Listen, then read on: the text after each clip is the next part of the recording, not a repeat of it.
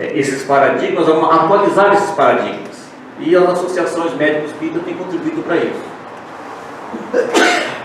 Então, talvez, provavelmente um dos livros mais antigos do mundo é o Mahabharata, né? Acho que é esse o nome que se pronuncia, Mahabharata. E se nós nos impressionamos com a grossura do livro que o Manuel escreveu de 900 páginas, aqui tem 74 mil versos em sânscrito, né? Quem quiser ler, vai lá, né? O do Manuel ficou pequeno perto disso aqui, né? E é um livro escrito há mais ou menos 1500 a 2000 anos antes de Cristo. E um galho dele aqui é o Bhagavad Gita. Gita. Acho que eu tenho que ir na Índia ver como é que se pronuncia esse negócio, viu? Comprar uma passagem. Vou pedir uma ajuda dos amigos, uma passagem para a Índia para ver como é que se pronuncia esses nomes aqui. Conversa em Deus Cristo e seu discípulo amado Arjuna, né? Então, mas enfim, o que esse livro nos traz? O que nós queremos começar a aula com isso, os arquivos akáshicos ou akásha. O que está escrito? Porque essas escrituras sagradas dos Vedas, que são esses povos antigos da Índia, vêm dos arianos que habitaram a região do atual Irã. Então, os arianos e os Vedas, então, que começaram a escrever esse livro, né? O hinduísmo surgiu, então, das tradições védicas, por volta de 3.000 anos antes de Cristo. Agora, acha-se que aquele livro Mahabharata, acho que é isso, não? Mahabharata. Ele já há 5.000 anos antes de Cristo, ele passava de pessoas para pessoas através dos cânticos e da fala, e não da escrita, né? Mas aqui está. Então, o que eles colocam a respeito do akáshico, arquivos akáshicos ou akáshico? Veja que interessante, existe um fluido impalpável, imaterial, sutil, inatingível, chamado de éter, que está presente por todo o universo. E seria o veículo do sonho da vida. Ele é o fundamento de tudo que existe em nosso mundo material. Tudo que existe no mundo sai desse fluido. É o éter ou akasha, fundamento de todas as coisas do mundo material. E aqui é importante porque ele começa a fazer agora a conexão com o que nós queríamos passar. Ele contém os registros akáshicos desse fluido, né? Que é o resumo de todos os eventos, pensamentos, palavras, emoções. Veja, gente, emoções. Você chorou lá, mas chorou com muita emoção ou com pouca emoção? Está aqui registrado as suas emoções, porque você passou por determinado momento, está registrado no registro da casa. Olha que troço legal. E intenções. Emoções e intenções. Você errou, mas eu estava com intenção de acertar. Ele está registrado lá. Aquele negócio que não se esconde nada, a gente não consegue esconder nada. A prova está aqui, o registro da casa está comendo solto. Esse é o verdadeiro Big Brother. Big Brother. Não escapa nada, né? Criações que já ocorreram. Nós colocamos embaixo, é um tipo de uma memória universal, um supercomputador cósmico. Desde que você nasceu, do teu primeiro choro, da tua primeira mamã, está gravado ali com as emoções, com tudo que tu tem direito. Então, é uma radiografia, uma gravação da nossa vida, dia a dia, está lá escrito na situação dos registros, né? Nos arquivos akáshicos. Esse Nikola Tesla é uma pessoa maravilhosa, né, que só agora está sendo reconhecido mundialmente, porque é um cientista intrépido, né? Não vamos entrar em detalhes, mas veja que ele também já era adepto aqui desses arquivos akáshicos. Toda a matéria perceptível vem de uma substância primária ou tenuidade além da concepção, preenchendo todo o espaço que é o akasha ou éter luminífero. Ela é influenciada pelo prana vivificante ou força criativa, chamando a existência em intermitentes ciclos e todas as coisas e fenômenos. Em 1899, numa entrevista não British aquilo, né? O maior feito do homem. Então, nessa entrevista, ele coloca a existência desse arquivo que ele acreditava que existia e assim por diante. Então, é um indivíduo inteligente que já dá o seu sinal ocidental e que é adepto, então, desta crença desses arquivos. Esses arquivos também, essa parte energética, está, o que está no macro está no micro. Vem para o ser humano e os hindus nos mostram os corpos energéticos que são formados, vários corpos energéticos, né? O sistema de chakras, de circulação, né? Os chineses também mostram. Né? Então, mostrando que essa energia, além de estar em todo o universo, está também no ser humano. Então, nós fazemos parte dessa energia. Não estamos fora. Né? Por isso que acontece no cosmos, nós estamos relacionados com ela. Né? Como a matéria vai se modificando, muitos de nós desencarnamos e as nossas moléculas vão fazer parte de outros corpos. Algumas vão fazer parte de algumas estrelas, de alguns astros. Então, quando vocês verem as estrelas ficar com saudade ou chorando, é porque uma partezinha de você já faz parte daquela estrela. E os seus atos já foi para lá, porque nessa mudança toda, nós fazemos parte do universo, estamos interligados.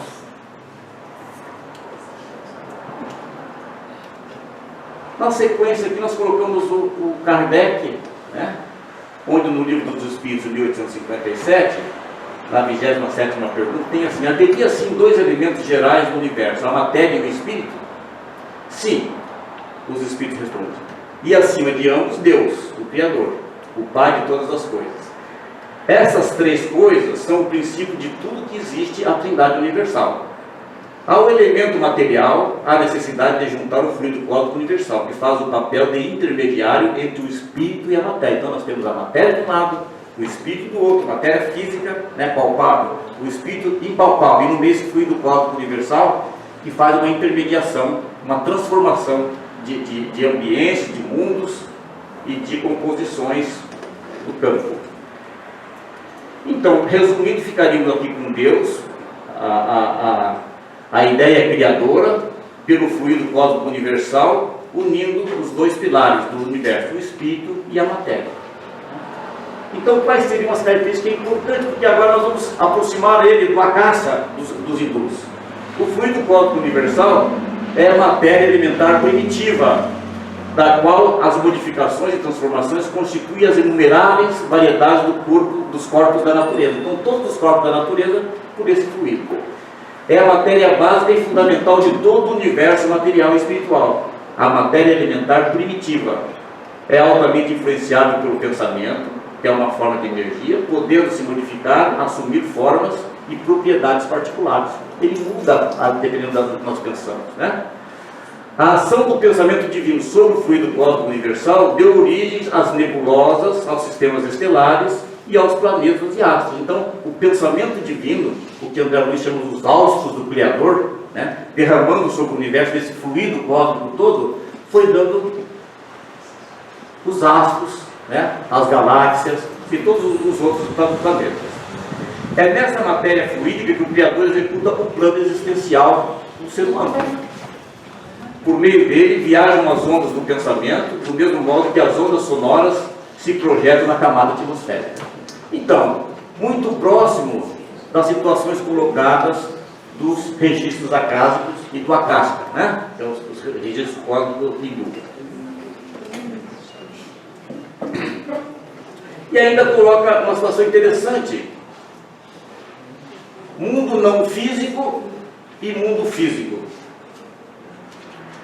Quando nós mudamos de endereço na nossa desencarnação, nós vamos para o mundo não físico. Mas que mundo seriam esses? São dois universos paralelos? Poderia o mundo corpóreo deixar de existir ou não ter existido jamais, sem que com isso modificar a essência do mundo espiritual? Sim, esse mundo espiritual é mais importante. O espírito é imortal, ao passo que o espírito físico, o corpo físico é mortal. Então isso aqui é mais importante, né? Sim, são independentes, não obstante sua correlação é constante, pois reagem incessantemente um sobre o outro. Então, os dois mundos são separados apenas por ondas vibratórias. Se você afinar um pouquinho mais os seus sentidos, você consegue perceber o outro lado de repente. E eles também interpenetram. Então, os mundos são paralelos, são independentes, mas reagem incessantemente um sobre o outro. Nós enxergamos o mundo físico, mas o mundo não físico está junto. Pensar nele, nós vamos inventar um óculos onde nós possamos ver o mundo não físico também. Aí a gente fala um pouquinho para o pessoal físico, um pouco para o pessoal não físico que está ao lado. né? Não vai demorar muito esse dia, não. E a parte energética, os hindus nós vimos lá, nós também temos a nossa psicosfera, né? As energias chegam até nós, dependendo, as ideias, pensamentos são lançados para a periferia do nosso campo energético. Dependendo do nosso campo vibratório, nós podemos atrair essa energia, ficar com ela ou expeli-la pela energia centrífuga. Então vem uma energia de fazer desviar dinheiro de alguma coisa. Eu absorvo a energia, metabolizo ela, não, mas eu não gosto, não me adapto a desviar dinheiro de nada. Então eu vou eliminar essa energia, sai para o outro lado.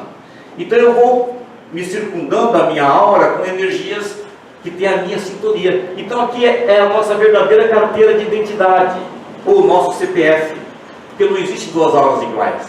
E se eu fechar os olhos e chegar perto da pessoa e sentir ela pela aura, eu vou ter certinho as ideias e as intenções daquela pessoa.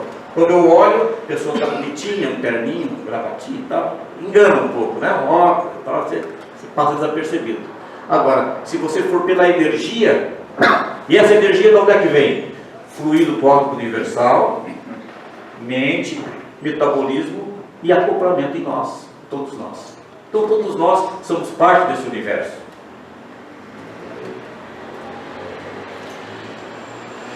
Ainda temos como os hindus o sistema de chakras, de plexos, todos nós sabemos, né?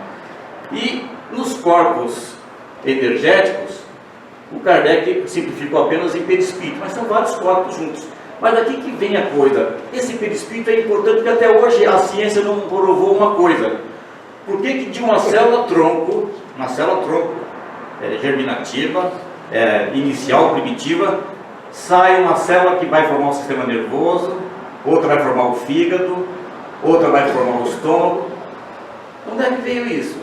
Quem é que mandou essa célula fazer isso? Não é a matéria? Se vocês pegarem na cozinha, pega ovos, pega lavagem, põe lá. Será que aquilo lá vai virar uma sopa sem ninguém mexer? Não, alguém tem que ir lá colocar sal, colocar uma panela, colocar fogo. Agora o pessoal diz, não, aqui é um certo. Ninguém consegue explicar por que sendo matéria, vai formar um ser humano ou um animal, se não tiver uma forma para desenhar. Então os hindus dizem que tem uma forma, e nós temos uma forma que é o nosso perispírito. O perispírito é a forma do bolo. Quando você encarna a forma do bolo, também você já sabe que tamanho que vai ficar aquele ser, né? Você já sabe quais os órgãos que estão com tendências, né, a ser mais fracos ou mais fortes, e assim por diante, né? Então, que são partes energéticas desse fluido cósmico universal, que são do plano criador. Então também temos as camadas, temos os órgãos, mesmo que em miniaturas, mas que vão desenvolver posteriormente com o crescimento do ser humano. Então tudo é energia para acoplar no corpo físico e dar a consistência necessária para que nós possamos habitar a Terra. E possamos usar aqui a nossa experiência de vida. E como é que nós guardamos essas lembranças? Nós não vamos entrar em detalhes, não sei se todo mundo já ouviu falar da caixa preta, não? Que não é preta, é vermelha. É uma caixa de material diferente do avião, que a Aurora caiu um mês, alguns anos atrás, ninguém quer andar mais neles, né? Mas enfim, sempre que cai um avião, nós vamos ver onde é que ficou salvo o registro da viagem. E sabe que tem caixa preta que registra mais de 200 tipos de ações durante o voo. Se o cara tossiu, se não tossiu, se teve um som alto, tudo ela registra. Depois que o avião pode ficar velho ou num acidente se perder, recuperamos a caixa preta e ela pode continuar em outros aviões. Então assim é o nosso campo energético. Ele vai habitando outros corpos. Ele não estraga, porque ele é de material diferente, é energia. A energia é diferente do corpo físico. E aí nós chegamos no Jung, esse psiquiatra e psicoterapeuta suíço, de 1875 a 60 anos, que trouxe tanta contribuição nesse período que ele esteve conosco, né? Ele coloca então na formação do ser humano o consciente, igual o Freud, né? Mas depois ele coloca aqui o inconsciente, essa parte do iceberg profunda, onde vão ficando as nossas memórias, as nossas percepções, aquelas coisas implantáveis, né? Mas que tudo isso, falar de Freud, porque está mergulhado num oceano onde ele coloca que aqui está o inconsciente coletivo da humanidade. Tudo que a humanidade fez, tudo que ela criou, tudo que aconteceu, que está lá nos registros acásicos, aqui também está, desde a criação do homem.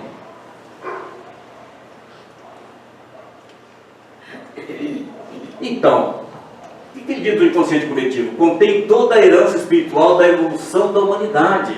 Então, nós estamos falando de registros acásicos lá de 5.000 anos antes de Cristo.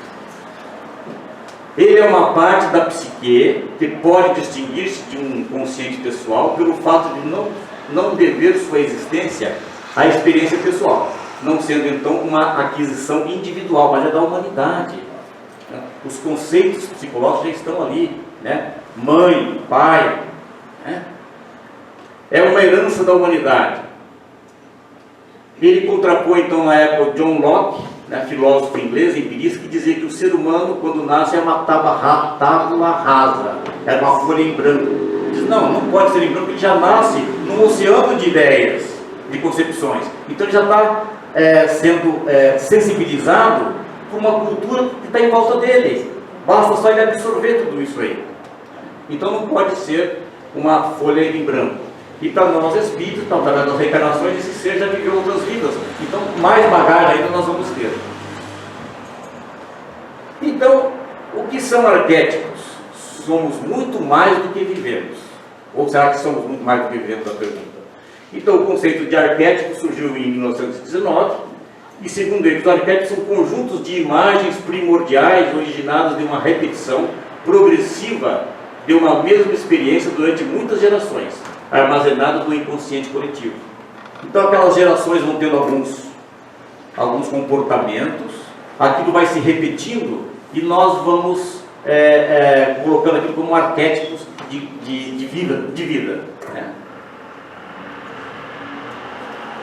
Há tantos arquétipos quanto situações típicas na vida.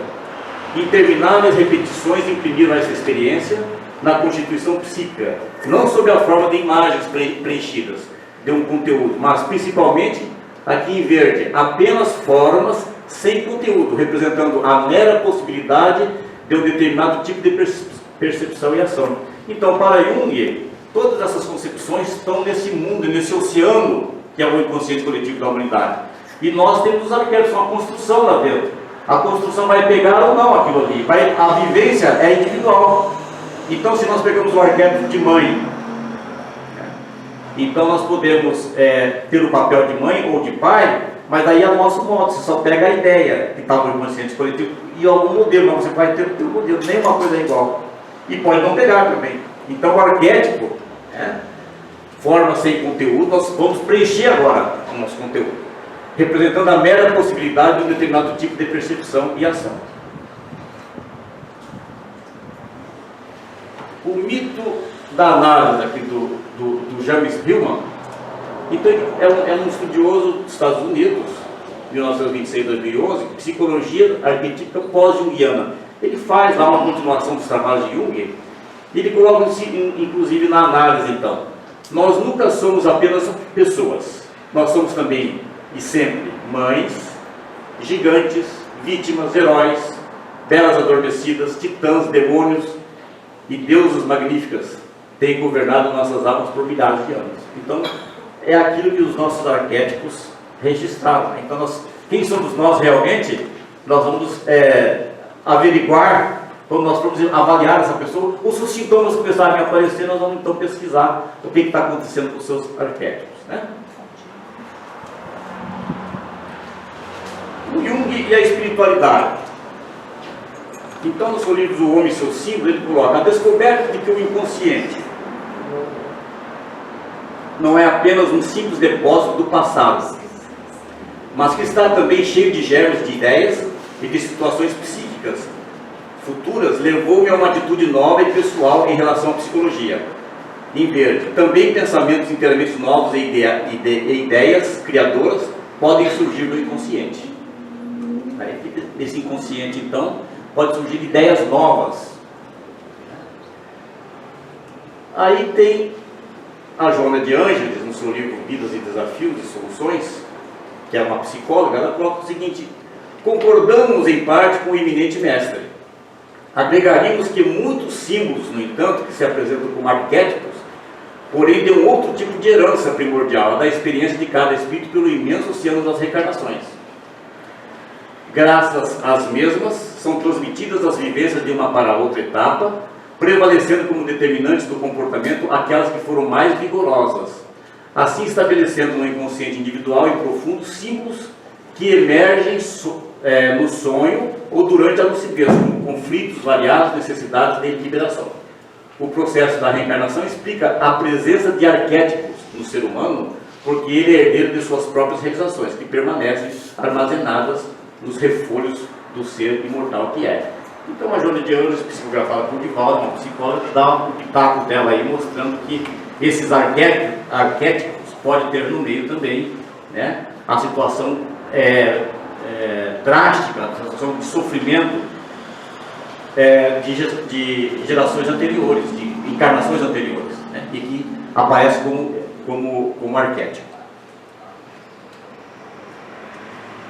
E aqui, este arquétipo, a doutora Patrícia vai explicar para nós depois, ela já combinou comigo que vai explicar. Eu não entendi muito, mas eu achei interessante, né? Então nós trouxemos mais para ele. Eu convidei o Mário Sérgio, quem está aqui, estudioso dessa parte, né? Que nós colocamos porque achei interessante para finalizar essa parte do mundo. Indubitavelmente a ideia do mundos está, o mundos unidos, dois mundos ao mesmo tempo, está baseado na função de que a multiplicidade do mundo empírico repousa numa unidade subjacente, um mundo repousando sobre outro, e que dois ou mais mundos fundamentalmente diferentes existem lado a lado ou estão misturados um ao outro. O mundo psique e o mundo físico. Nós colocamos lá atrás o mundo espiritual e o mundo físico. O hindu coloca o mundo físico e o mundo espiritual também. Assim, tudo que está dividido e é diferente pertence a um e ao mesmo mundo, que não é mundo dos sentidos. Esse arquétipo sugere a interconectividade de todas as coisas e seres e a conexão das nossas mentes com uma mente cósmica. Nós achamos um trabalho nessa revista Behead Sci, da Basileia, de 2013, e aqui vai entrar uma coisa que eu peguei porque quis ver o meu amigo Duvaldo Alegre. Carl Gustav Jung, Física Quântica e a Mente Espiritual. Olha que legal, uma visão mística do século XXI. São dois, é um neurologista, o Diogo Valadares é um neurologista português, e o Lothar Schaffer é um engenheiro alemão. O fenômeno quântico agora nos força a pensar que a base do mundo material é não material. Começa a complicar agora, né, com a física quântica. O que é matéria e o que não é matéria? Não existe mais matéria, né? Como diz o Emmanuel, o materialismo está acabando por falta de matéria, não tem, tudo é energia. E que há uma dimensão do mundo que não podemos ver, porque não consiste de coisas materiais, mas são de formas não materiais. Esse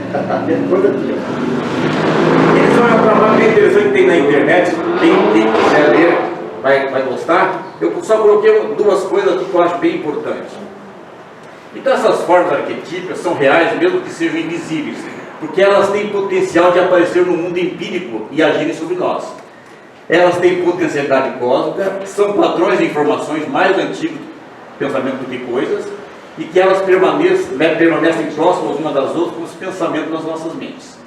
Elas formam uma dimensão de potencialidade na realidade física, e todas as coisas empíricas são emanações dessa dimensão.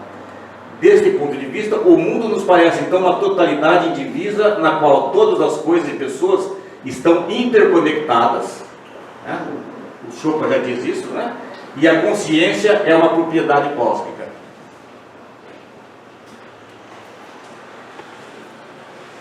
Vamos para frente. Esse é um médico americano que eu ganhei nos trabalhos dele, né? Dr. Arnold Saxton Burke, de 1889 a 1973, é um professor de anatomia, professor emérito da Faculdade de Yale. Ele desenvolveu o que ele chama de Fields of Life, né, os campos da vida, que nada mais é do que os nossos campos perispirituais. Ele trouxe para a parte científica, né? O professor homenageado, emérito um indivíduo famoso e que botou, quer dizer, deu a cara para bater na ciência. A ciência da TV, né? Então, olha aqui, de 1916 até 50, ele publicou sozinho, ou com outros mais de 93, com outras pessoas, mais de 93 artigos científicos sobre o nosso corpo bioenergético. Ele queria saber se através de outros mecanismos que não o eletrocardiograma, o eletroencefalograma, ele conseguiria detectar nesse campo energético nossas doenças, antes que elas passassem pelo campo físico, que é o grande sonho nosso. Detectar as doenças nos campos energéticos e tratar antes que passem pelo campo físico. Ele descobriu que todas as coisas vivas, do homem ao camundongo, das árvores até a semente, são moldadas e controladas por campos eletromagnéticos que podem ser mensurados e mapeados com voltímetros padrões. Então fez o trabalho com voltímetro, ver a tensão superficial dessa situação, né? Esses campos de vida, Fields of Life, são os projetos de toda a vida neste planeta. A avaliação com o voltímetro dos campos Life pode revelar as condições físicas e mentais do paciente. Então, ele pode fazer diagnóstico dos pacientes. Os médicos estariam aptos a usá-lo para diagnosticar doenças antes que os sintomas se desenvolvessem, tendo melhor chance de realizar um tratamento bem sucedido. Veja, e com isso aqui nós daríamos um grande passo, e acho que é o passo que nós devemos dar nesse século, né? É a avaliação, a detecção e o tratamento das doenças em plano energético. O Dr. Louis Landman, da Universidade de Nova York, e do Hospital Bellevue, ele avaliou junto com o Dr. Harold Saxonburg, mais de 1000 mulheres com suspeita de câncer. Dessas, 102 casos tiveram suspeitas de ter câncer, malignidade, e 95, através da tensão superficial, conseguiu provar que elas tinham câncer, e por biópsia e cirurgia foi comprovado. Ele também viu mudanças na medição do campo do segmento de feridas profundas. No hospital ele colocava os voltímetros, ia avaliando a cicatrização dessas feridas e via que o magnetismo ia mudando à medida que ia cicatrizando.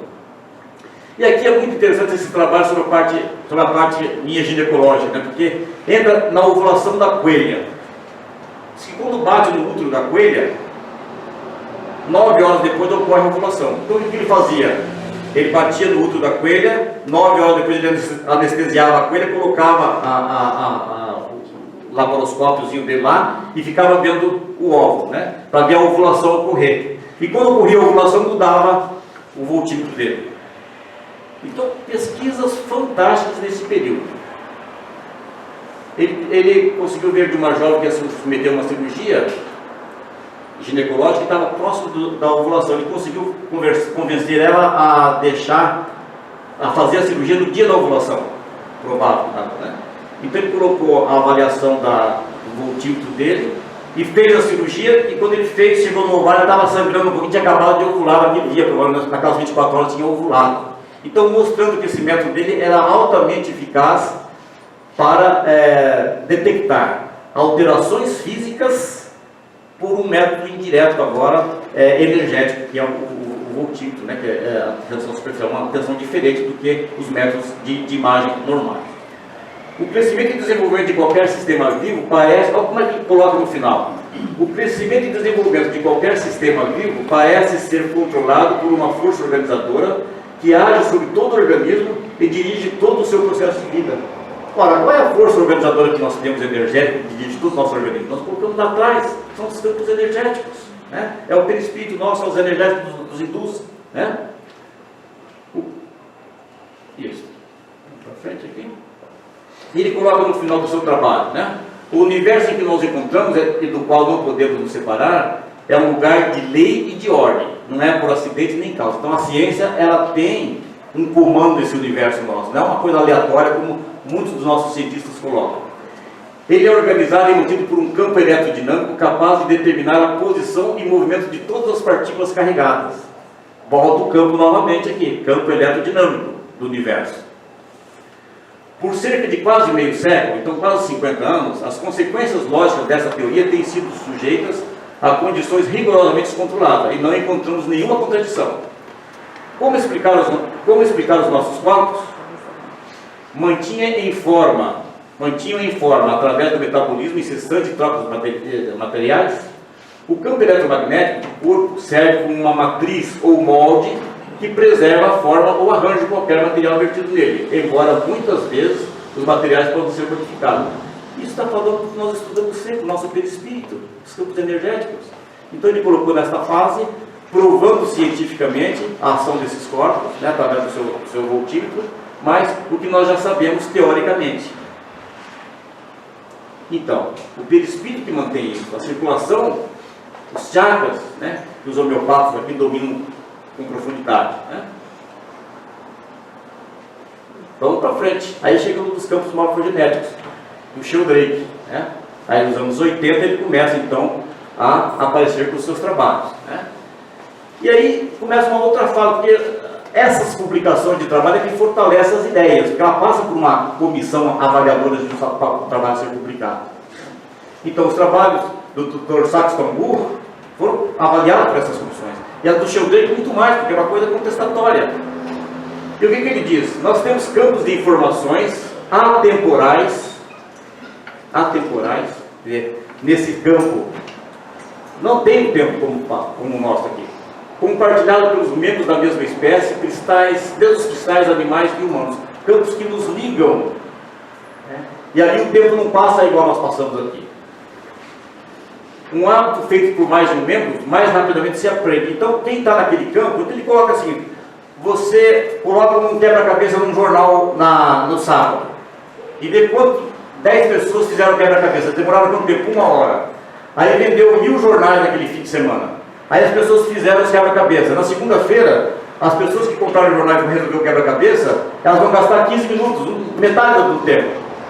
Porque depois que esses campos se saturam com aquele conhecimento, passa para os outros. Isso que ele coloca, dentro desses campos morfogenéticos. É a teoria do centésimo macaco. Exatamente. Está aqui, ó, o centésimo macaco, está ele aqui. Então, essa teoria, que é um conto, né? Mas ele mostra assim, que numa ilha lá do Ocidente, do Oriente, vivia lá uns macacos, e daí um dia lá uma macaca resolveu lavar lá uma batata, né, na água salgada, e ficou mais gostosa. Aí outros macacos começaram a lavar também, e quando já atingiram o centésimo macaco, um número de conhecimento grande dentro daquele campo energético que liga aquela espécie, os macacos de outras ilhas começaram a fazer o mesmo hábito. Então, mostrando como é que os hábitos se propagam dentro desses campos morfogenéticos. O conhecimento segue. Né? Então, esses campos entrelaçam os seres humanos, entrelaçam o universo, como nós já vimos. Então, quando muda, ele chama de ressonância mórfica. A ressonância mórfica tende a reforçar qualquer padrão repetitivo, seja ele bom ou mau. Por isso, cada um de nós é mais responsável do que imagina, pois as nossas ações podem influenciar os outros a serem repetitivas. Então o pai faz com que o filho imite os amigos do filho, e aí quanto mais você vai fazendo, mais pessoas vai fazendo, vai ampliando aquelas ações. Então você é responsável por isso, né? E nós sabemos, pela lei do karma, que nós ficamos responsáveis. É o livro que você escreve de pornografia que você vai fazer, né? E aquilo tudo que acontecer de ruim, você é responsável, saiu de você, não é de outra pessoa. E assim vai. Os campos mórficos são estruturas que se estendem no espaço, tempo e moldam a forma e comportamento de todos os sistemas do mundo material. Novamente, Jung, inconsciente coletivo, os registros acásicos, o fluido cósmico universal fazendo os seus mundos. Tudo, dos átomos das galáxias, está associado a um campo mórfico específico. E esses campos fazem com que todo o sistema seja um sistema, ou seja, tudo funciona em conjunto ao invés de ser apenas um amontoado de partes. Então o que a gente acha que está muito separado, está tudo interligado através desses campos energéticos. Podemos não percebê-los diretamente, mas somos capazes de entender sua presença pelo efeito que produz. A semelhança acaba aqui, já que segundo Sheldrake, os campos mórficos não transmitem energia, por isso não perdem a força de acordo com a distância, como os campos gravitacionais e eletromagnéticos, por exemplo. O que é transmitido pelos campos mórficos é informação. conhecimento que é adquirido agregado a uma espécie de patrimônio coletivo que é compartilhado por todos os indivíduos do sistema. E depois em seus livros ele faz algumas experiências interessantes, por exemplo, essa aqui dos cães sabe quando seus donos voltam. Então ele coloca o indivíduo que a hora que você está se preparando para o seu trabalho para ir para a tua casa, o teu cachorro vai lá para a porta. Se você for um pouco mais cedo, acontece mais cedo, se for mais tarde, mais tarde.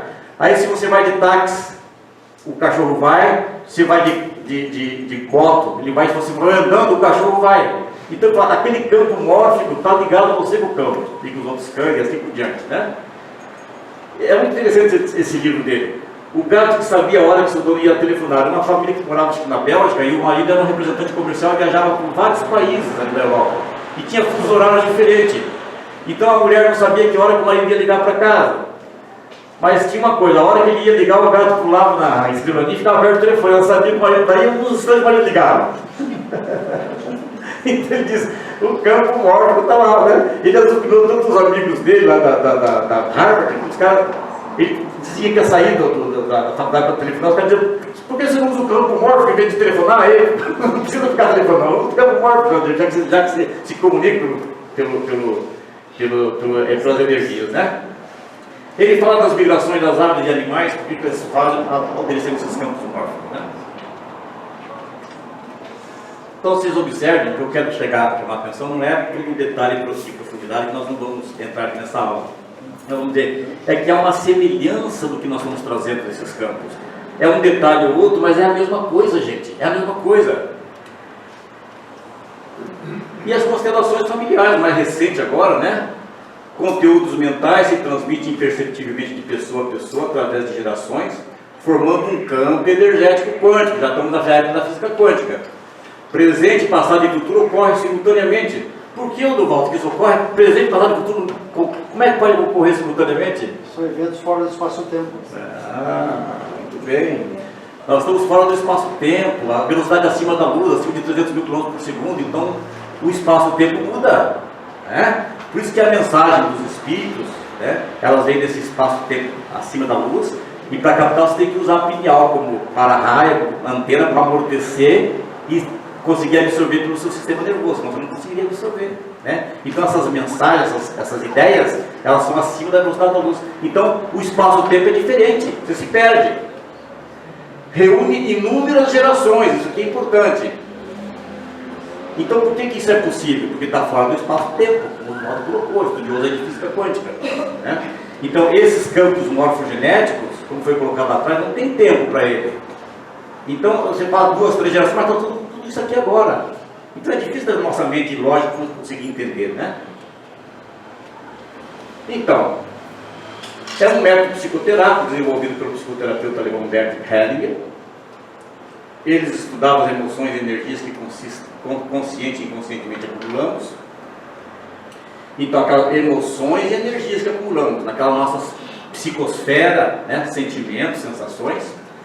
Ela serve para analisar a família e buscar a raiz desse comportamento, que pode ser reflexo de uma situação não tão traumática que perpetuou-se através de gerações. Uma morte naquela família, uma briga de família e assim por diante, que fica na família e perpetua por várias gerações. Você nem sabe porque está sentindo aqueles sentimentos e está na história, né? Através das ordens do amor, recompõe a hierarquia familiar, restabelecendo a ordem de pertencimento, e a árvore encontra sua raiz, os valores se reorganizam. Eu não poderia colocar um negócio que eu acho fantástico, que é a psicometria. Acho que todo mundo conhece, já ouviu falar, quer dizer, mas se você pegar uma pedra, por exemplo, um cristal, seja o que for, a pessoa, o psicômetro, que é a pessoa que tem essa capacidade, é uma paranormalidade. A pessoa pega, ela diz, nossa, a pedra aqui saiu lá do Rio Grande do Sul, a tantos quilômetros de Curitiba, e quando ela foi depois até a Foz do Iguaçu e conta a história de tudo isso. Aí eu estava vendo algumas reportagens sobre o tempo, que até hoje não se sabe bem como é que funciona. A impressão que a gente tinha que estava gravado na pedra. Mas tem um estudioso que diz o seguinte, não, o registro não está no objeto, que ele coloca aqui, mas o objeto fornece uma latitude e longitude como se fosse um GPS, e você na energia dos campos magnéticos você vai saber o que aconteceu com essa pedra. Então ele dá uma explicação um pouco diferente, né? ocorre a leitura da matriz informacional do universo. Então, vai lá nos registros, não é, o objeto é só para não me dar a direção, é o celular que o cara localiza, onde está lá na rua tal, né? Então, isso são explicações que nós não sabemos ao certo. Mas por que eu acho importante? Porque aqui tem uma passagem no livro que eu achei muito interessante. Esse livro aqui, a Maria João de Deus, é a mãe do Chico Xavier. Então ele tem um livro, Cartas de uma Morta, psicografado por Chico Xavier, onde ela vai dizendo os lugares que ela esteve depois que ela desencarnou, né? E ela conta uma situação bastante interessante. Maria João de Deus, quando ela segurou no plano espiritual um antigo papiro contendo inscrições hieroglíficas, entrou em estado vibratório com aquelas inscrições. Ela entrou em vibração com o seu antigo dono. Então ela viu o dono daquele material, que ali grafou os textos e soube tratar-se de poderosa invocação a Horus, deus egípcio, formulada por um sacerdote tebano em momento angustiante. Então ele entrou em captação com ele. Mas quando ele entrou em captação com ele, enquanto ele escrevia, ele sintonizava antigos mestres já mortos dele, que também tinham anunciado aquele papiro. Então ela contava isso e o Chico registrou, né? Não tem as explicações, mas veja que interessante que fez ali uma constelação familiar de várias gerações, porque a informação que passava para ela vinha do sacerdote, o qual por sua vez captava de seus antigos mestres todas as vibrações através do mesmo papiro. Então veja que coisa interessante e como é que funciona, e é um negócio que nós precisamos estudar mais. E por fim,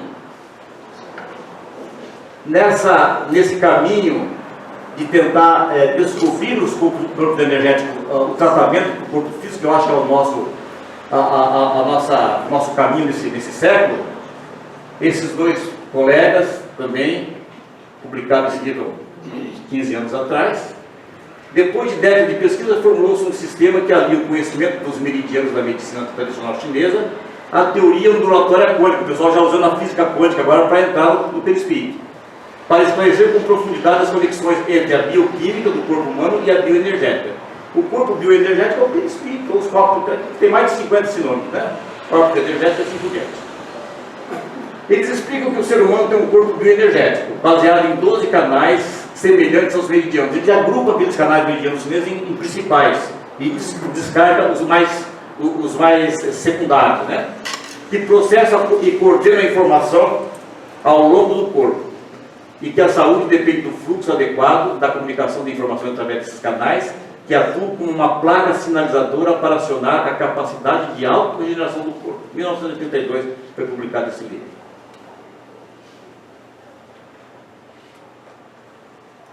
Ficou aqui superposto. Informações eletromagnéticas quânticas corretivas para sanar distorções. É como é que eles pegam alguns medicamentos, né, e introduzem no paciente, e através do medicamento e fazendo a avaliação com o programa de computador, eles vão vendo o grau de comprometimento que tem do campo perispiritual nosso, ou o campo bioenergético dele. E daí ele cria uma situação como se fosse dos pronto-socorros atuais, que é uma cor verde, amarela e vermelha, né? O verde, se está pouco comprometido pelo espírito, o campo bioenergético, o amarelo está mais ou menos comprometido, e o vermelho você tem que correr imediatamente para fazer uma atividade maior naquele campo energético. O corpo bioenergético, as informações impressas atuam como uma placa sinalizadora para acionar a capacidade de autorregeneração do corpo. E daí ele veio com todo um negócio para poder já vender o esquema dele de diagnóstico e tal. O americano é rápido nessa parte, né? Mas enfim, a gente vê como mais uma tentativa, mas os trabalhos, ele não publicou o trabalho, só cita alguns pacientes vários pacientes que ele examinou, mas ele não cita trabalhos assim com estatística, nada, então achamos um pouco fraco, mas nós queríamos mostrar porque ele divulgou bastante esse livro e fez um trabalho de mais de 20 anos de pesquisa.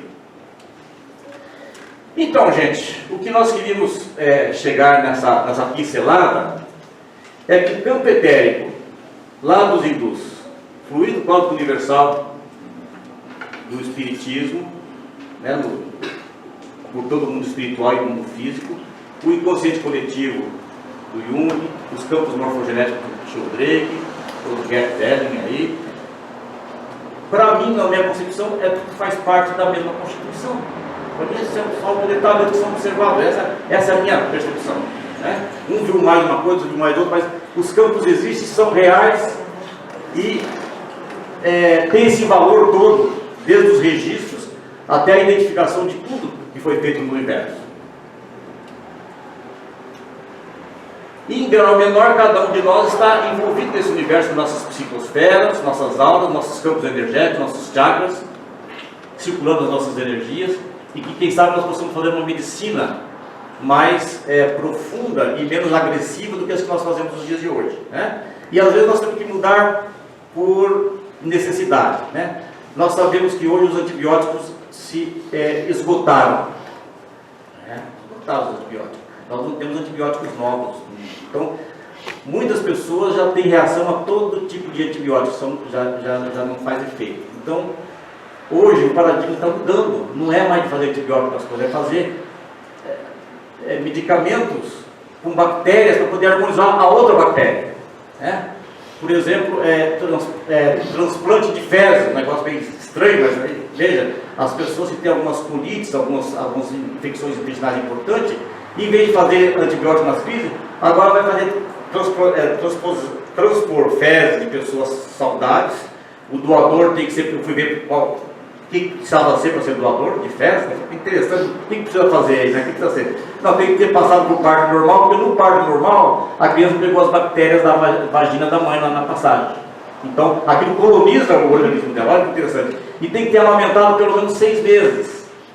E não tem outras doenças. Então, aí coloca as fezes diferentes, ela vai transformar com as outras, vai se misturar com as outras e vai amainar aquele processo infeccioso. Ao invés de fazer antibiótico. Então, as duas últimas palestras que nós ouvimos esse ano de 2019, sobre 2 pós-doutoras nos Estados Unidos, que a gente vai vir com os antibióticos mais modernos. Não, tudo agora mudou para outro caminho. Agora é o que nós sempre achamos. E o que o Chopra diz isso aí, parece uma guerra se atirar os micróbios, não vai acabar nunca isso aí. Claro, o nosso organismo, 90% é bactéria, só 10% é humano, tem um livro chamado 10% humanos, né? O resto é tudo bactéria. Como é que você vai acabar com as bactérias? Então, mas precisa esgotar os recursos do antibiótico, agora a humanidade começar a vingar para o outro lado. Né? Então, nós estamos chegando agora no momento de entrar na parte energética, onde nós podemos, nesse campo energético, fazer a avaliação do campo bioenergético, né, do perispírito, ou campos energéticos, e avaliar os locais.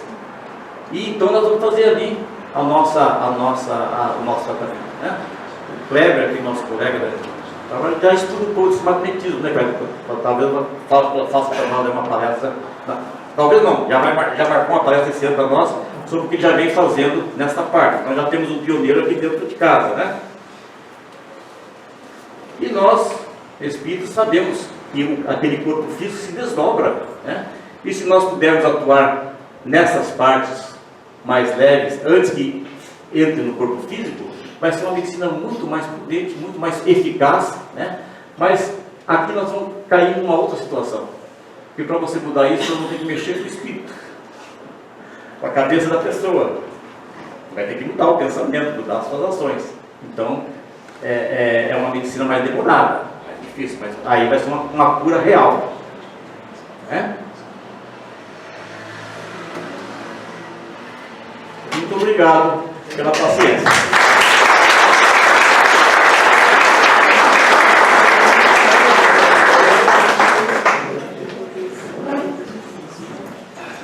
Bom, gente. Obrigada, Cléson.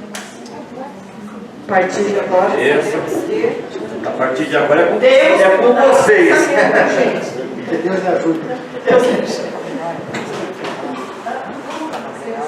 As perguntas estão abertas, né? Sei que tem muitas perguntas. Quer saber? Não pergunta, mas comentários, né, gente? Porque eu não sou psicólogo, eu preparei porque eu tinha interesse nesse tema, mas essa parte energética é uma parte que a gente lê bastante dessa vez. Aqui. Pode ser que eu esteja fugindo do assunto, mas partindo do finalzinho do senhor, eu fiquei pensando o seguinte: conta a lenda, estou só fazendo aspas, que o nosso segundo cérebro é o intestino. Então, com essa introdução de fezes alheia, a gente já sabe que muitas doenças do intestino vai para o cérebro. Então, não seria também um risco de você, quando faz essa transfusão? Porque aí você adquire a mesma coisa que a pessoa, quando é amputada, que ainda sente a sensação. Eu penso assim, a dúvida minha é essa, que tudo se corre risco, claro. Mas teria que ter uma seleção. Claro, não. Entender? Então, O organismo da pessoa já é adaptável, sim, mas aquele que vai receber o transplante, a gente não sabe o resultado que vai dar no cérebro. Essa é a tese do livro 10% humano, né? exatamente. Ah, é? Eu não li. Mas normalmente as pessoas elas são selecionadas para doar, né? Hoje, por exemplo, quem doa leite tem que passar por uma avaliação para doar o leite. Quem doa sangue tem que passar por uma avaliação para ver se pode doar o sangue. E quem doa fezes, eu até fui ver os critérios. Então diz lá, tem que ter nascido de parto vaginal, né? Porque na vagina tem mais de 20 tipos de bactérias que são importantes para a pessoa, e a criança não paga, ela pega isso. Quem nasceu por cesariana não tem esse estímulo.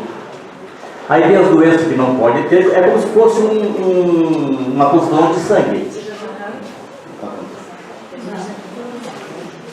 Alguém mais? Não vai?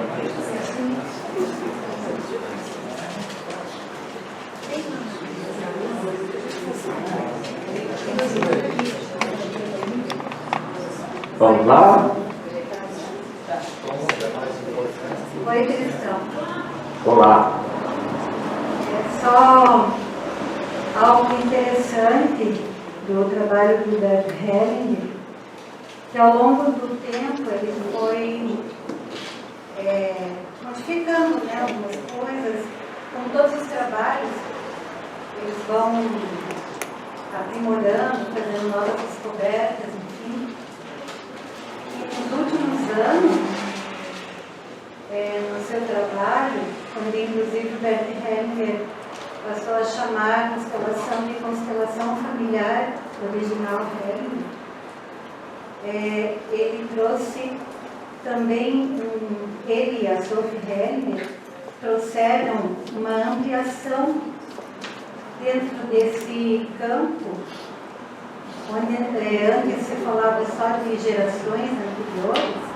Ele passou a falar de uma memória eterna, né, onde é considerado não só questões de gerações anteriores, mas também reencarnação, considerando a questão da reencarnação, só que eles chamam de memória eterna, né? Então é algo bem interessante, e como ele foi ampliando, né? Então, quando eu ouvi falar sobre a terapia de constelação familiar, né, que vinha ali os pacientes da família, de outras gerações inclusive, eu falei, mas peraí, e não acessa às vezes o espírito dessas pessoas? A minha pergunta foi essa. Aí depois eu comecei a ver vários vídeos na internet de pessoas que fazem essa terapia. E umas 2 pessoas colocaram, não, a gente acessa às vezes almas doloridas que vêm e a gente conversa, e daí temos que ter outra postura, porque senão complica até a terapia. Nós temos que ter um pouco de experiência, até fazer um tratamento um pouco diferente e tal. Bom, porque aí eu consegui entender, porque não é só as ideias, que às vezes quando você acessa, você está acessando também parentes que estão por ali. Que pode ser outras vidas da própria pessoa, né? Outra personalidade, né? Um outro momento dessa mesma pessoa.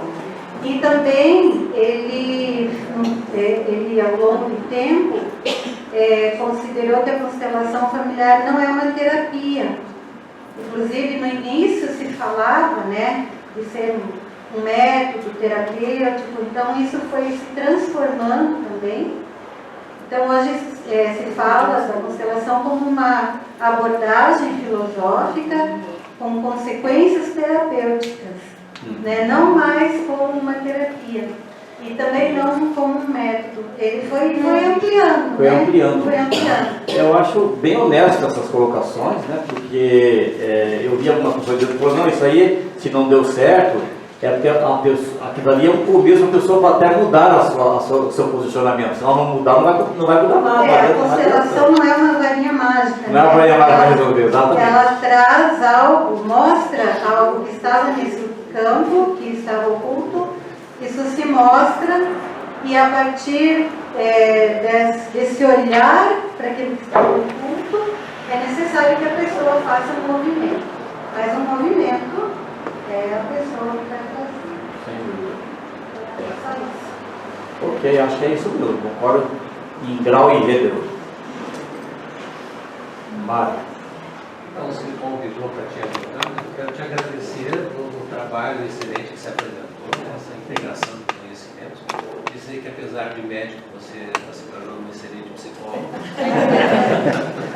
Mas, brincadeira à parte, você está apontando um caminho que eu creio que é o nosso caminho, uma nova epistemologia transdisciplinar, onde o conhecimento, onde nós deixamos de brigar entre especialidades, ou enfoques, ou escolas, e passamos a construir um modelo de compreensão com alguns conceitos que são essenciais e que poderão ser utilizados por todos os profissionais de diferentes áreas com diferentes abordagens. E conceitos essenciais que você já colocou muito bem, aparecendo em diferentes autores, é o conceito de consciência. Talvez possamos dizer que Deus é uma vasta consciência, né? A consciência criadora do universo, dos universos, e o conceito de energia como informação, o conceito de campos do mundo. Talvez, assim, um pouco mais próximo do nosso dia a dia, entendemos que o pensamento é como se fosse uma onda portadora, assim como o rádio e a televisão. Essa onda portadora, ela transporta não só uma ideia, mas ela transporta sentimentos, emoções, imagens. E o nosso cérebro, principalmente através da glândula pineal, ele é um aparelho transdutor, ele faz a transdução dessas frequências em imagens, sensações, tanto que a mediunidade é múltipla. Você pode perceber cheiros, você pode ter sensações, né? Você pode ver imagens. Então, na verdade, nós estamos mergulhados nesse universo de informação, que você citou, como arquivos acásticos, por exemplo, ou os campos morfogênicos, que eu falei.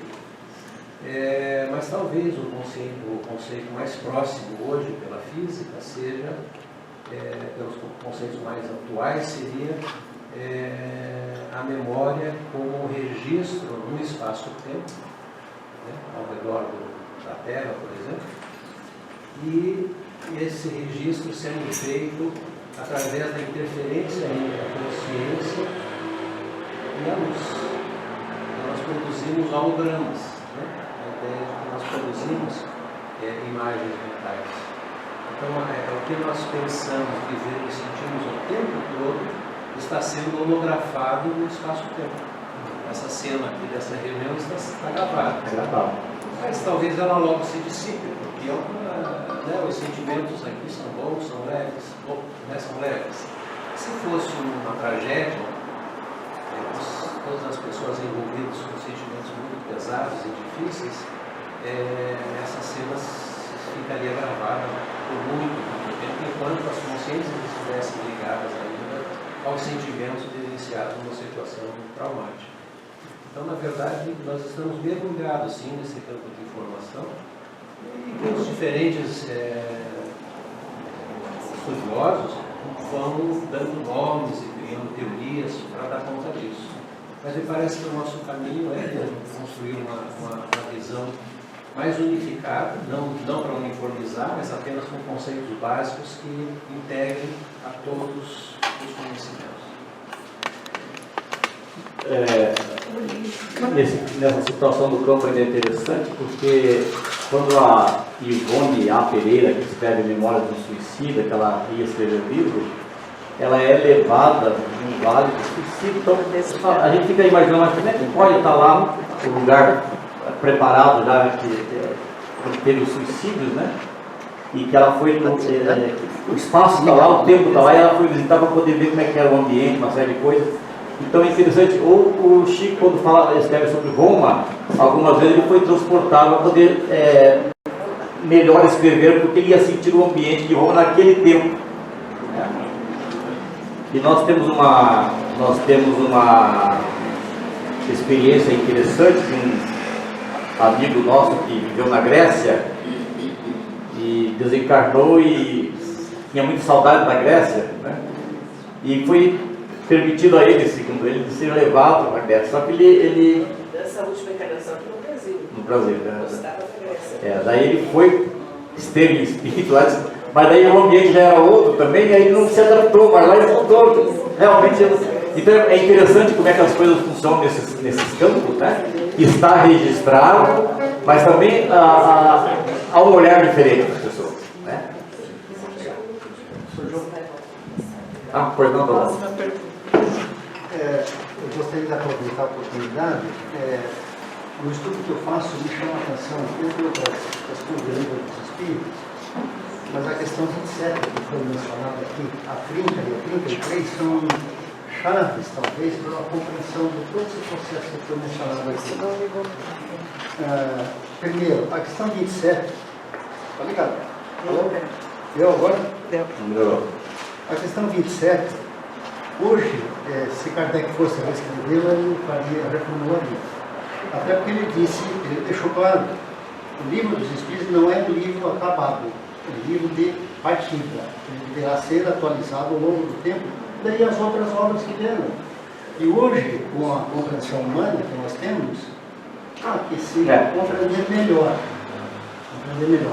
Então, quando ali fala, na 27, que existe espírito, matéria e, acima de tudo, Deus. E, além disso, o fluido cósmico universal. Isso era possível de se falar naquela época.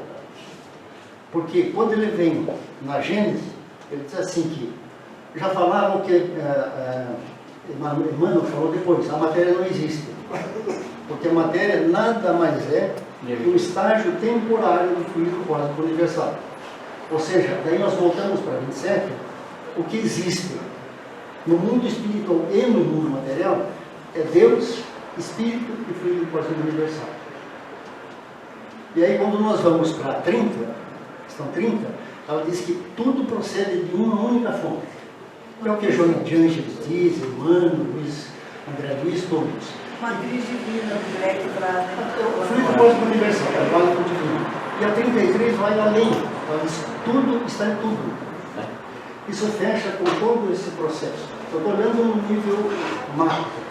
E quando nós olhamos a nível macro, e aqui quando eu falo nível macro, eu estou falando do mundo espiritual e do mundo material, que não dá mais para separar. Na Gênesis diz o seguinte, que Deus criou o princípio material e o princípio inteligente ao mesmo tempo, como verdades axiomáticas.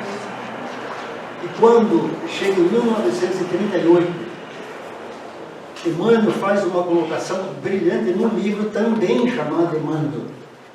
Ele disse assim, quando Deus criou o princípio material, energético, e o princípio inteligente, ele criou o princípio inteligente, que depois deriva para o espírito, como força positiva. E o fluido cósmico como força negativa. Porque tudo que nós vemos são elétrons, portanto, força negativa. E é natural que você pergunte, mas como assim? Existiria energia negativa, energia positiva? Não. Existe energia de baixa frequência e energia de alta frequência. O que nós podemos, e aí nos confunde um pouco, que quando nós temos um elétron e ele faz um giro, um spin, o elétron faz um spin, ele faz um entrelaçamento quântico. Então o universo, o nosso corpo físico, os nossos órgãos, são todos formatados por entrelaçamento quântico, sob o comando dos espíritos. De nós. Obrigado pela colaboração. Patrícia, quer falar sobre o Unus Mundus? Eu não sei se isso é uma demanda de todo mundo, né? Mas eu acho que o que você vem falando é que cada época tem a sua concepção, tem os seus conceitos, tem aquilo que é a verdade, né, naquele momento, tá? E os mundos é um conceito lá da Idade Média, né, um conceito medieval, onde não tinha nada separado, não existia separação entre a matéria e o espírito, era tudo uma coisa só, falando de um jeito bem simplificado, né? A Idade Média, veja Paracelso, é de 1490, essa década, 1490, século XV. E o que o Jung resgata, bom, depois vem o Renascimento, existe a separação da ciência, né, da matéria e do espírito, né, e foi isso que possibilitou até o aprofundamento, o conhecimento de algumas coisas, mas separou, como se uma coisa não tivesse a ver com a outra, né? Então, a ciência cuida, aí é um outro momento, né, o conhecimento e tudo. E o que o Jung, daí, lamba safado, o que o Jung resgata é essa relação entre tudo. Então, esse conceito da relação entre, né, esses registros todos e o mundo material acontece daquilo que a gente chamou hoje de, que ele chamou, né, de sincronicidade. Quer dizer, que as coisas não acontecem por acaso, né? Ou, né, isso é aquilo. Não existe essa direção, mas uma coisa tem relação com tudo. Hoje, quando a gente fala de GPS, quando a gente fala de net, quando a gente percebe que está em conexão com tudo, né? Que as coisas estão conectadas de alguma maneira. Que não existe hierarquia. Hoje, para mim, é muito claro que não existe hierarquia. É a nossa cabeça que manda, que pensa e o corpo, então. Não, é tudo integrado. Então, eu posso sofrer alguma coisa psíquica e isso afetar meu corpo. Eu posso ter alguma coisa física e isso afetar o meu psiquismo, o meu espírito. Então, vai numa questão de relações. E a sincronicidade tem a ver com o significado que a gente dá às coisas. Então, você está caminhando por um determinado lugar e, por acaso, você está viajando, né? Você vai viajar e aí você vai e acaba perdendo aquele avião. E você pode ficar bravo, né? Ou então o avião cai e você não estava nele. Aí a gente fala, nossa, isso tem um sentido. Então, a gente vai buscando significados simbólicos a partir, né, dos arquétipos, da vivência pessoal e assim por diante. Pelo menos foi isso que eu entendi. Eu também não sou psicóloga, né? Mas eu acho que a gente pode estar vendo que essas relações, a gente dá significado a essas relações não causais, que não tem uma relação aparente e que a gente fala. Jung que resgatou esse conceito. E a gente tem que lembrar que era começo do século XX, né? Então, falar disso era uma coisa muito esquisita, né? Tanto que ele toca na dimensão da espiritualidade, quando ele estuda lá, e isso fica daí como, né, um conceito de conhecimentos que hoje, né, já é muito mais naturalizado, né? A gente olha e parece que faz sentido. Né? E acho que foi isso que fez a separação dele do Freud, né? Então, começou a entrar na área da espiritualidade, né, da religiosa, para pesquisar algumas coisas mais que o Freud começou a implicar com ele. E daí, de que homem que a gente está falando? Qual é o modelo de homem, né? Se é um modelo de homem que o cérebro é uma máquina, né? Onde que ficam as outras coisas? Quer dizer, é máquina também, mas não é só máquina. Certo. Mais alguém? Se tiver alguma complementação nessas relações comunitárias,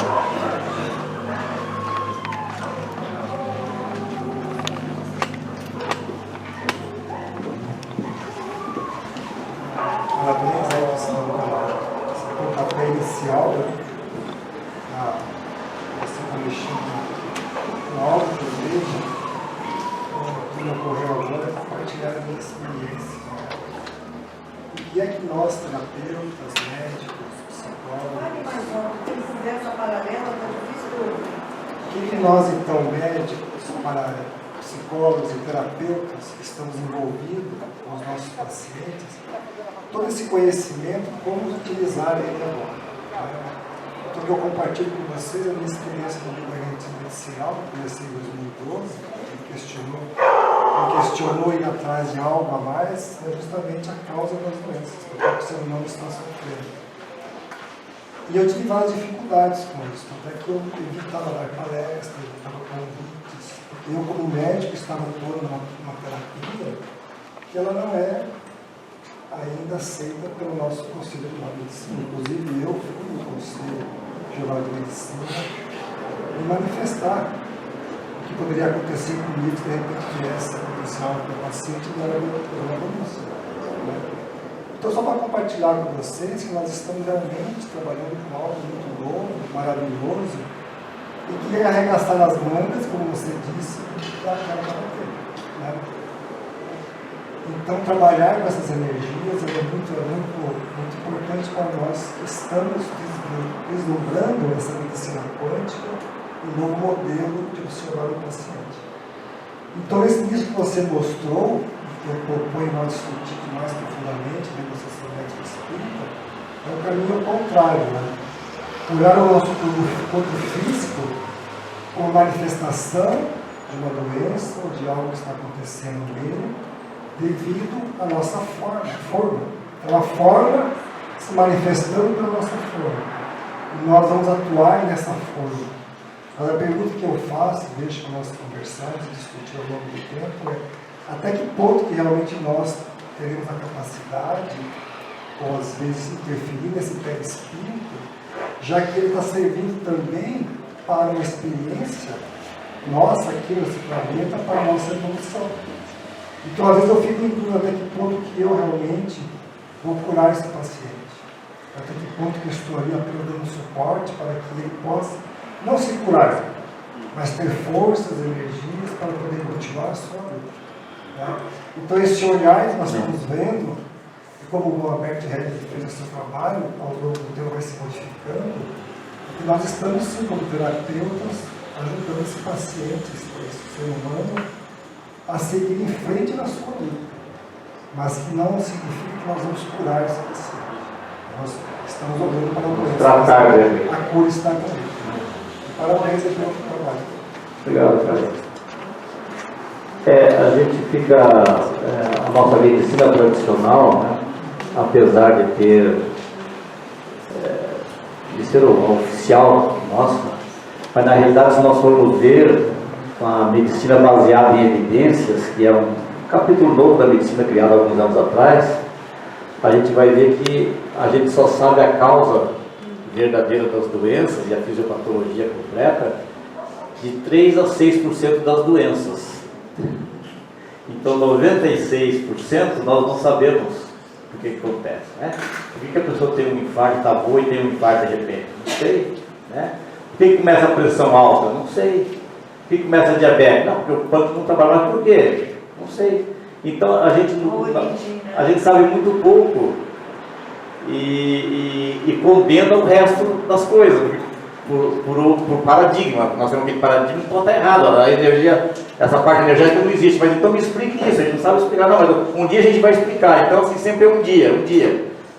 Então é interessante, mas a gente vê hoje uma maturidade maior nas pessoas, né? Uma liberdade maior, e até os conceitos de medicina, de enfermagem, tudo, de terapia, tudo, liberando aí as medicinas complementares, integrativas, né? Dando ao paciente hoje condições de fazer o tratamento que ele queira, né? Até a Clínica Maio tem um andar lá que eles fazem, né, o dia da semana que tem a visita do terapeuta, do que faz jorei, que faz passe, outro... Mãos Sem Fronteiras. Exatamente. Então, aos poucos, né, esperamos que a gente pegue isso aí, senão a gente tem que desencarnar e reencarnar para voltar para poder continuar, porque tá... Diante de tudo que o senhor falou, a ideia que eu tenho, somando com a dele, a cura é a pessoa que escolhe. A gente não pode interferir. Você pode ter a empatia de canalizar.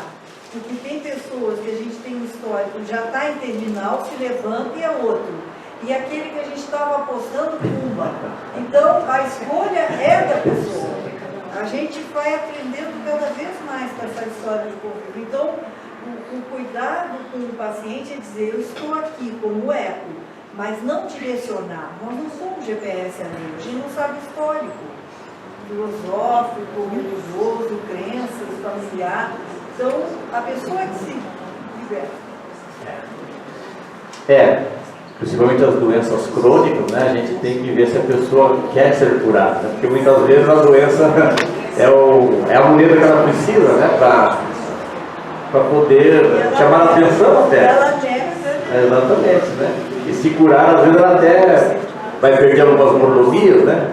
Então a gente é um caminho Eu prolongado. acho que a gente tem que ir expandindo a capacidade de escuta, não só no que a pessoa fala. Lacan dizia a não linguagem, quer dizer, a pessoa se apresenta na sua frente, o senhor só na escuta, a pessoa muitas vezes já se libera. Não é? Então não é toma aqui esse remedinho, fazer uma receita, é quase que obrigar a pessoa a retornar mais vezes e vir com as farmácias, né?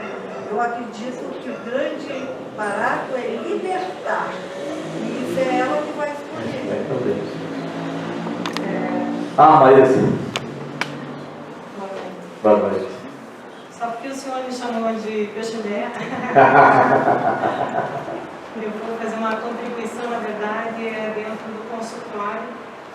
Eu acho que pode ser um colaborador aí, quando se fala em morfogenética, por exemplo.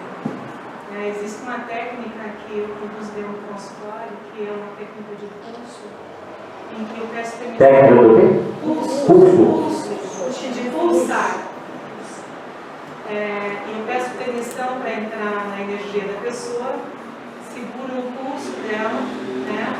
E aí, a partir disso, eu consigo identificar questões dela, ou da família, ou relacionado aos antepassados, ou a vidas passadas, entendeu? E aí, naturalmente, é como se eu fosse uma ponte, assim, então, naturalmente, é como se viesse uma cura específica, entende? Não, assim, da minha visão, da minha interpretação, que eu faça a cura, mas é como se eu fosse uma ponte e aquilo simplesmente vai se transformando de alguma forma. Eu vou dar um exemplo, tá? Eu tive uma moça, uma senhora, na verdade, que ela tinha fibromialgia e ela já tinha passado por N situações e não conseguia ter um resultado positivo, acabou caindo na terapia lá comigo. E aí, a partir da técnica do pulso, veio uma história, como se viesse uma história. Então veio uma história em que no século passado ela era filha de uma pessoa viúva, tinha mais uma irmã, era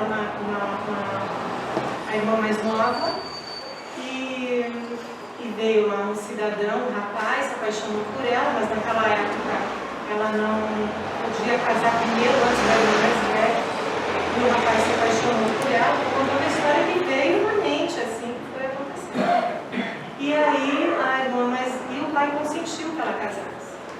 E aí a irmã mais velha ficou com raiva dela, foi contratar alguém para que matasse a irmã. Nossa. Mas é assim, vamos supor assim, eu digo assim que às vezes vem essas informações que são puras. Isso não quer dizer talvez que seja realmente uma vida passada. Sabe, às vezes o inconsciente que te traz essas informações para que possa ocorrer essa situação. E aí nós fomos observar que essa pessoa que ela contratou fez um voodoo de barro e espetou nela todinha. Aí o que aconteceu? Nós fomos lá, como se fosse ali toda aquela situação, e fomos limpar e tirar esses espinhos desse voodoo. Tudo mentalmente. Tudo mentalmente. E aí foi feito, vinham luzes assim nessas partes, desses furinhos, digamos assim. E aí restauramos e eu vou dizer assim, depois desse trabalho junto com ela, há uns 15, 20 dias, ela estava assim, 60%, 70% melhor. Então a gente não tem dimensão do que pode ser, sabe, tudo isso, a mente, todo esse agregado de situações, né, do coletivo, e a gente está mergulhado em tudo isso. Eu acho que nós estamos num grande aprendizado, tentando de alguma maneira, agora, né, a partir da ciência, da constelação familiar, que nos traz muita talvez importante, né, o da física quântica. Então era essa a minha contribuição. Excelente. Eu achei fantástica a sua apresentação. Obrigada. Na hora. Silvia? Não? Tudo bem, gente? Vamos dar alguém que fala. Podemos encerrar então o negócio. Vamos convidá-los para a próximo mês, a segunda quarta-feira, vai ser a doutora Patrícia. Qual que é o tema? Medicina ampliada. Medicina? Ampliada. Estão todos convidados aqui também. Sempre na segunda quarta-feira De cada mês. De cada mês. Estamos aqui esperando por vocês. E depois, na sequência, temos o Dr. Marinos aqui, nosso psicólogo também. Ele também vai falar. O tema? Qual que é o tema? Espiritualidades e espiritismo. Certo? Vamos pedir para o nosso querido poeta Manuel fazer a prece de encerramento. Pode ser? Pode.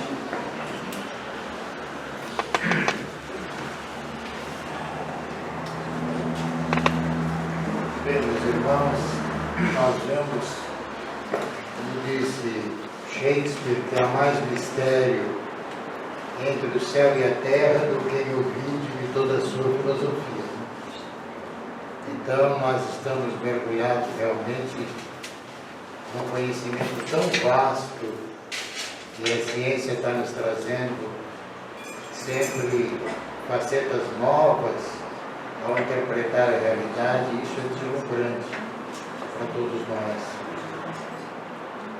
Vamos então elevar o pensamento a Deus, a Jesus, nosso mestre, nosso amigo, para agradecer-te, Senhor, pela renovação desse ensejo tão gratificante, a busca pelo conhecimento, o interesse, essa inquietude que avassala nossas almas na busca desse processo permanente de estudo, que é o que caracteriza o espírito humano.